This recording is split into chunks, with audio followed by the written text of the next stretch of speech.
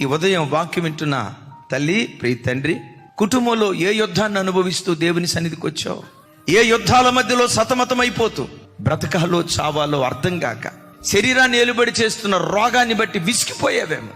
ఎంత కష్టపడినా రెక్కాడినా డొక్కాడని పేద పరిస్థితి అనుభవిస్తూ కష్టార్జితమంతా వడ్డీలకు, మందులకు, మాకులకు ధారపోస్తూ సిల్లి సంచులు వేసుకున్న డబ్బులాగా నీ ధనం మారిపోయి ప్రతి విషయంలో యుద్ధం యుద్ధం యుద్ధం యుద్ధాన్ని అనుభవిస్తూ ఈరోజు దేవుని సన్నిధికి వచ్చావేమో. ఓ మాట, నిన్ను ఆవరించిన పోరాటాలు ఎంత భయంకరమైనవైనా నీ దేవుని కంటే బలమైనవి కాదు.